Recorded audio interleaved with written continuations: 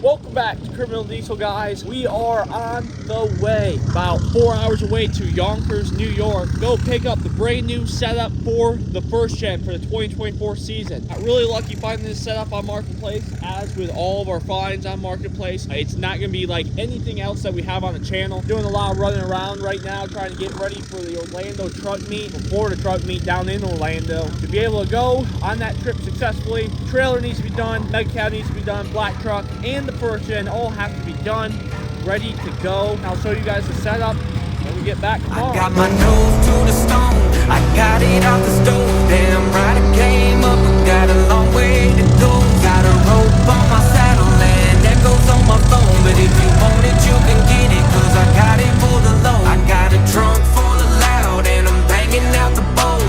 I'm running from the law, cause I'm sticking to the code. Keep that heater in my holster, just so you know, that's my face on wanted posters. I'm the cowboy Capone. We are in like New York City right now. Woke up this morning, I wasn't really planning on seeing the Empire State Building, but yeah, we just picked up the rim tires. I just bought a set of 40-inch Mickey Thompson bogger, well, not really boggers, but on Beadlock American Forces from the middle of New York City, which I never thought I would say. All right, guys, so I know it's kind of cliche or whatever you want to call it. On our way back home, we just happened to pass by a McLaren dealership. These are all awesome. These are hopefully the future of Criminal Diesel, but there is something that I have never seen before, and it is a McLaren Senna. That is sweet. That is sweet. That car's got to be $4 million. I'd give you a better video of it, but it's almost impossible to tell with the flash on the camera. I'll show you guys these cars. You've never seen a Senna GTR before, and if you don't know what one is, search it up. It's unbelievable track car. Got the brand new Atura, two 720s and a 650 back there. If you guys don't know your cars, it's fine. Not many people do. Supercars are hopefully the future of the channel, along with obviously the Gold Mega Cab, because the Mega Cab, hey, we wouldn't be here if it wasn't for the Mega Cab. Here's a first glimpse of the rims and tires. Got your typical red powder coat on them. Actually, I think what's on the rims are paint. It is the next day. I want to show you guys the rims that we got yesterday. American Force actually discontinued this set of rims here. They discontinued the set of rims just because nobody was filling orders for them, pretty much. As you can see, by the monstrous scale, we have a 40 by 14.5 R20 Mickey Thompson Baja MTZ here. Never in my life did I think I was going to have a Mickey Thompson Baja tire. You can see the previous owner decided that automotive paint for off-road rims was a good idea. Let's just get one thing straight. Nothing about this setup except for the actual rim is going on the first gen. Okay, so not lifting the first gen. The tire is clearly way too big. It's a 40-inch. You guys seen us put 38s from my black truck on the first gen and it couldn't even turn. 40-inch just will not do it for the first gen. We're gonna end up downsizing these to hopefully a 35. I really want a 35. That'll make the rim look bigger also. It's starting to bubble up and chip down here. Somebody didn't prep all the surface perfectly, so everything's going to get powder coated and we'll sandblasted, of course, acid dipped, and then powder coated. These are American Force rims, obviously, as you can see.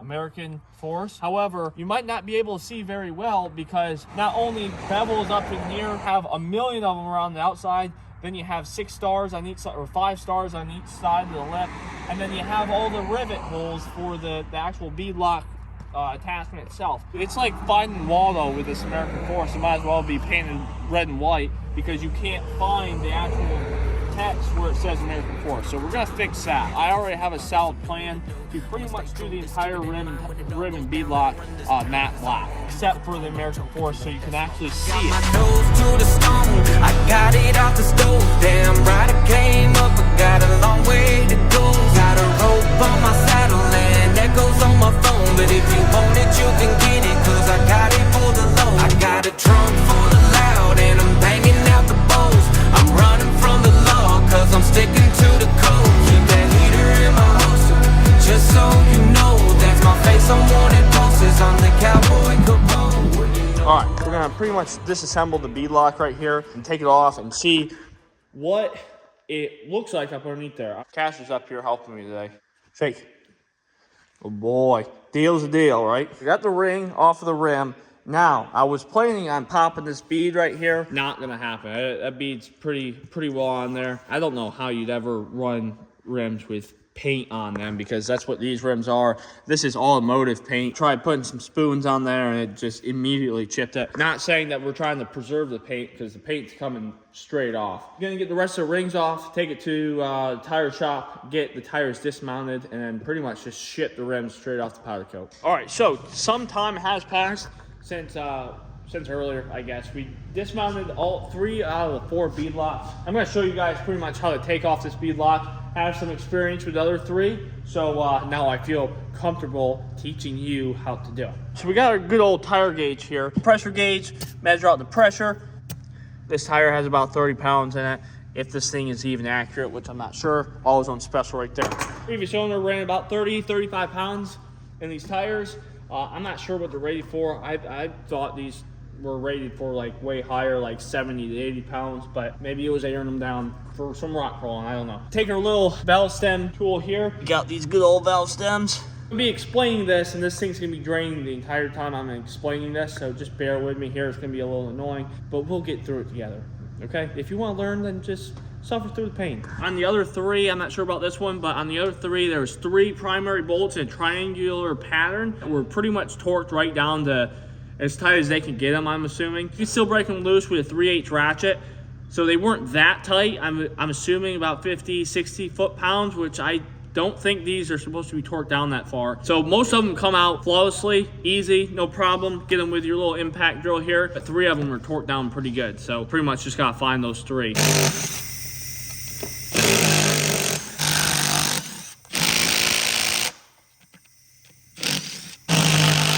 So total, there's about 24 studs in this wheel, and right now we got 1, 2, 3, 4. We got 4 in the speed lock that are a little bit torqued down more than the other ones, so we're gonna have to break them loose with a ratchet. The valve stem only gets out so much of the air before you're ready to pretty much take the bead lock off and break the bead away from the rim. There is going to be a large surge of air. I don't lie.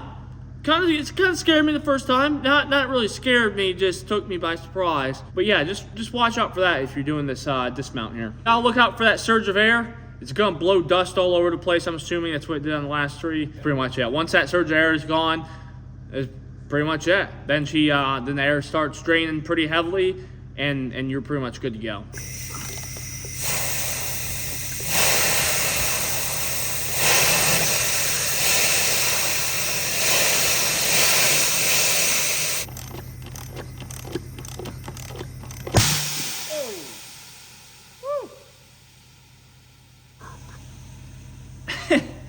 That was a slightly larger burst of air than the last 3.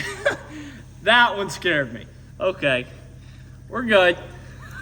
You guys just seen the smaller burst of air. I thought that was it. It clearly was not it. This bead popped right over here, and whew. This is technically a pressure flange, so you gotta make sure most, if not all, of the air is out before you actually remove everything, right? So you don't want a sealed bead with 20, 30 pounds of air with 1 bolt left. Take that 1 bolt out and everything just explode on you. Obviously, I don't think that would happen, but if you do get in a situation like that where 20, 30 PSI isn't breaking the speed and you got 1 bolt left and you still got air pressure, my recommendation would be do not remove that last bolt, because you could possibly get hurt. But do whatever you want, honestly.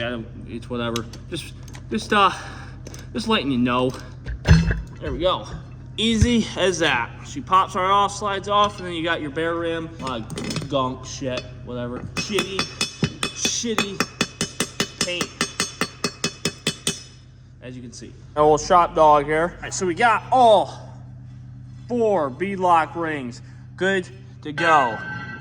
Got all 4 rims good to go for powder. We got all 4 tires good to go for dismount. We're done in the garage. Mega cab is out here. Got the tires all loaded up. That's the last time you're gonna see that rim and tire combo. how it is, pretty much. All right, so it's about 11 o'clock at night right now. We're over here at Tin Works. Did just drop off the wheels at Full Spool Performance. We got the tires dismounted. It's gonna be a pretty basic setup. It's not gonna be anything crazy. We're obviously not gonna be going polished. You guys already seen the thumbnail. We're not going anything polished. We're not going anything crazy for the first gen. We're gonna strip these down, keep the mating surfaces clean, matte black on the face surfaces, American's Force with the chrome and the clear. Have you ever done beadlocks on a vehicle? I know you do four wheels. Let's see a couple sitting right there. Yes, we've done beadlocks a few times. Okay. Mating powder around the flanges here? No mating powder on the mating surfaces. We don't want the powder to break down and loosen the lug nuts. Yep. We keep those clean. Whoever was a fan of these red wheels, sorry to break your hearts, but they're not staying red. I just can't run red wheels. It's just a personal preference, not on anything that I own currently. Yesterday, we went and got the rims and tires dismounted from each other. They will be for sale. Well, they're going for sale when I'm filming this, so it might be gone by the time you're seeing this. We have no use for 40-inch tires around here. Zero use. They're getting kicked to the curb. They are leaving. Even my 10-inch lifted truck doesn't run 40s. I'll see you guys when we go pick up the rims for powder. About 3 weeks later after we dropped off the rims here, Tin Works absolutely killed it. Took them down, cleaned them up, did some sanding on them because they were curved up a little bit. Did a chrome base in the letterings, did a clear over the top to protect the chrome. Shot a nice tiger black on it, went back and sucked out all of the powder into the letters, gave it a nice clean look. That looks sweet, especially up again here. Let's set it right on the rim real quick here. This is pretty much what they're gonna look like. It looks sweet. 10 times better, 100 times better than that candy apple red paint. He said it had 2 coats of powder. What did it have? 2 coats of powder? And a coat of paint on it. 2 coats of powder and a coat of paint, and it was an absolute nightmare. We realized that when we were taking the rims off of the tires, strip all that, get all that garbage off of there. Not sure if American Force coated them originally or not. Regardless, it was bubbling up in spots. It had some pitting. Tin Works did a 2-stage primer, or 2 layers of primer, I guess, to cover up all the pitting, so to smooth that out, sanded it, and then just made them look mean.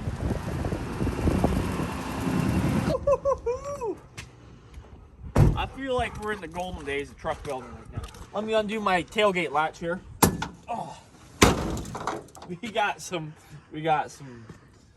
hardware back. You guys haven't even seen the tires yet. Got some good old Fury Country Hunter MT2s. Not the most expensive tire in the world, but definitely not the cheapest. Been wanting to try out this tread pattern for a while. Regardless of the tires, since they're like the least interesting part of this whole video, here are the rims.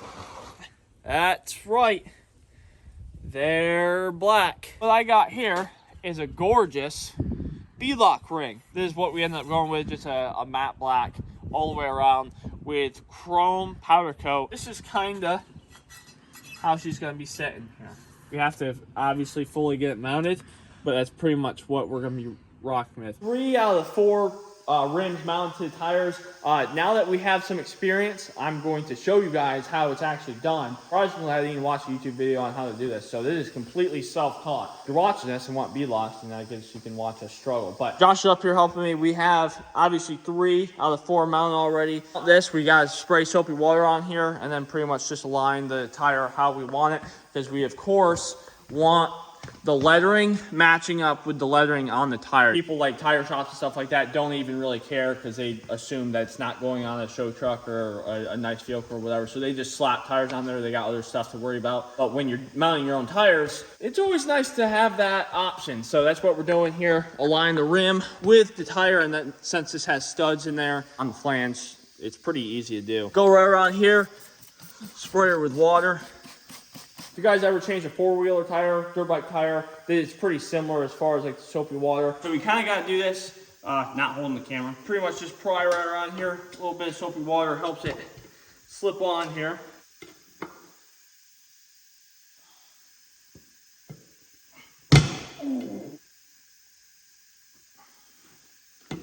Good, just like that. Just like that. Let's just bring this beadlock ring right over here. All right, so each rim gets about 24 of these studs. They are ARP studs. I don't know if they're aftermarket or if American Force sent them with ARP studs, but that's what they are. What you're about to see is definitely not recommended, but this is what we've been doing. Little C-clamp here, put it on the ring. Of course, use a rag, otherwise you're just gonna absolutely destroy the powder coat. clamp it down. It's pretty much, that beadlock is pretty much pinching that tire, but sandwiching the tire between the beadlock flange and the rim itself. Run that first stud in nice and easy. Last thing you want to do is pull the thread straight out of the rim itself.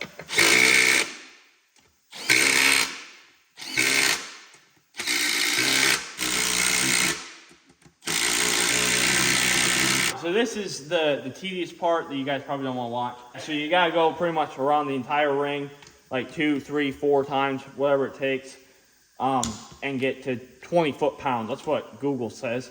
I've also read places where you're supposed to have 3 master studs or whatever in a triangular pattern that are supposed to be like 25 pounds or whatever. Yeah, we're not doing that. Pretty much after you get all the studs tightened down to 20 foot-pounds, take your good old water bottle here. Just spray this inside lip. Yeah, you're gonna get your rim soaking wet, so hopefully you don't have a fresh polish or whatever. If you do, be a little bit more careful. The first time we didn't put soapy water on the backside of the lip or on the bead. Took it up to about, what, 40 pounds of 40 air pounds, yeah. before the bead slipped on. With soapy water, it takes about 20 pounds. And there you go. Little jump scare and we're good to go. All right, guys, rims are mounted, beadlocks are mounted, tires are mounted. Everything is completely done with these rims and tires. Tune in to the next video after this one. See the final result of them going on the truck. That is pretty much it, guys. This is the final result. They look absolutely phenomenal. That is the 20 by 10 American Force beadlocks with 33-inch Fury Country Hunter MT2s on it. Definitely a new setup for me. I haven't ran Forces in about 4 years. Beginning of this video, you guys seen how awful they looked. I mean, they were disgusting. I seen the vision. I seen what I wanted to go after, and that's what we made happen. I'll get them outside for you guys, but we've been running on a really tight schedule. You guys will see them outside in the next video, mounted, everything ready to go. Yeah, have a good one, and I'll see you later. Got my nose to the stone, I got it out the stove. Damn right I came up, I got a long way to go. Got a rope on my saddle and echoes on my phone, but if you want it, you can get it, cause I